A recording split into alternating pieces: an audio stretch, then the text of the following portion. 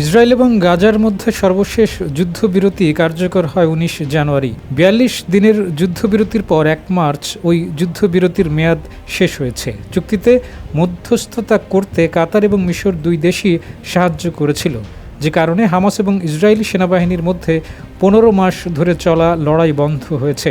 এ চুক্তির সময় ১,৭৩৭ ফিলিস্তিনি বন্দীকে মুক্তি দিয়েছে ইসরায়েল, যাদের অধিকাংশকেই কোনো অভিযোগ ছাড়া গ্রেপ্তার করে রেখেছিল ইসরায়েল। এ সময় হামাস ৩৮ জন জিম্মিকে মুক্তি দিয়েছে। গত সপ্তাহে ৪ জিম্মির মরদেহ উদ্ধারের পরও ইসরায়েলের কাছে এখনও জিম্মি অবস্থায় রয়েছে ৫৯ জন ইসরায়েলি নাগরিক। এদের মধ্যে ২৪ জন জীবিত অবস্থায় রয়েছে বলে ধারণা করা হচ্ছে। RICL TMX, যুগের পর যুগ স্থাপনা থাকে মজবুত।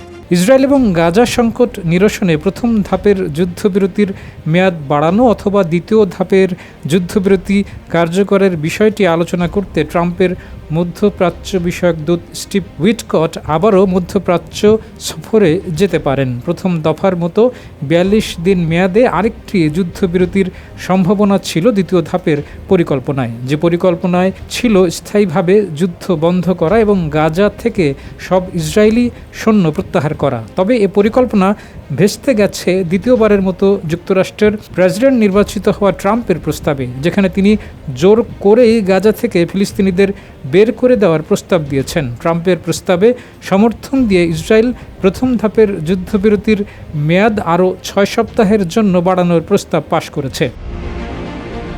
ট্রাম্প ৪ ফেব্রুয়ারি গাজা নিয়ে ওই পরিকল্পনায় যুক্তরাষ্ট্রের দীর্ঘদিনের মধ্যপ্রাচ্য নীতি ফিলিস্তিন ও ইসরায়েলের দ্বিরাষ্ট্রভিত্তিক সমাধান থেকে সরে আসেন। ট্রাম্পের নীতি বদল ফিলিস্তিন ও আরব দেশগুলোকে ক্ষুব্ধ করেছে। ট্রাম্পের এ পরিকল্পনার বিকল্প প্রস্তুত করেছে মিশর।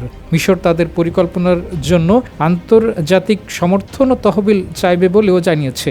এছাড়া গাজার পুনর্গঠনের অর্থায়নে ইউরোপের গুরুত্বপূর্ণ ভূমিকার উপর জোর দেবে। মিশরের পররাষ্ট্রমন্ত্রী বদর আবদেলাত্তি বলেছেন, মিশরের পক্ষ থেকে গাজা পুনর্গঠনের পরিকল্পনা প্রস্তুত করা হয়েছে এবং সেই পরিকল্পনা কায়রোতে জরুরি আরব সম্মেলনে উত্থাপন করা হবে। এ প্রস্তাবে ফিলিস্তিনিদের বাস্তুচ্যুত হতে হবে না। ৪ মার্চ মিশরের কায়রোতে আরব লীগের বৈঠক অনুষ্ঠিত হওয়ার কথা। ট্রাম্পের পরিকল্পনার প্রতিক্রিয়ায় গত ২২ ফেব্রুয়ারি রিয়াদে বৈঠক করেন আরব নেতারা। তারা গাজার নিয়ন্ত্রণ নিয়ে ট্রাম্পের পরিকল্পনা সরাসরি বাতিল করে দেন। তাদের মতে এই পরিকল্পনা ফিলিস্তিনিদের আত্মনিয়ন্ত্রণের লক্ষ্যে কয়েক দশকের প্রচেষ্টাকে ব্যর্থ করে দেবে।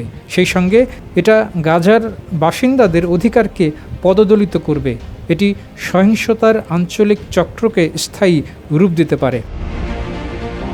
যুদ্ধবিরতি নিয়ে অচলাবস্থা তীব্রতর হওয়ায় গত ২ মার্চ গাজায় ত্রাণবাহী ট্রাকের প্রবেশ বন্ধ করে দিয়েছে ইসরায়েল। মিশরের পররাষ্ট্রমন্ত্রী আবদেলাতি বলেন, ত্রাণকে অস্ত্র হিসেবে ব্যবহার করার সুযোগ আর রাখা হবে না। ২০২৩ সালের ৭ অক্টোবর ফিলিস্তিনের গাজার সশস্ত্র রাজনৈতিক গোষ্ঠী হামাস ইসরায়েলে হামলা করে। ওই হামলায় নিহত হয় অন্তত ১১০০ ইসরায়েলি নাগরিক এবং সে সময় ইসরায়েল থেকে ২৫২ জনকে জিম্মি করে গাজায় নিয়ে যায় হামাসের সদস্যরা। এরপর গাজায় পাল্টা হামলা শুরু করেছে ইসরায়েল। এখন পর্যন্ত ইসরায়েলের হামলায় ফিলিস্তিনি নিহত হয়েছে ৪৮,০০০-এর বেশি। কাতার ভিত্তিক গণমাধ্যম আল জাজিরার ৪ মার্চের প্রতিবেদন বলছে, মধ্য গাজার দেইর আল বালা এলাকায় নতুন করে ইসরায়েলের হামলায় একজন ফিলিস্তিনি নাগরিকের মৃত্যু হয়েছে। গাজার বাইরে ফিলিস্তিনের অপর অংশ পশ্চিম তীরে ইসরায়েলি বাহিনীর দমন পীড়ন অব্যাহত রয়েছে। পশ্চিম তীরের জেনিন শহরে ৪ মার্চ ভোরে এক ফিলিস্তিনি নাগরিককে গুলি করে হত্যা করেছে ইসরায়েলের সৈন্যরা। গত ৪৩ দিন ধরে সেখানে ইসরায়েলের অভিযানে ২৭ ফিলিস্তিনি নিহত হয়েছে। কাজী ইমদাদ, জয় জয় দিন।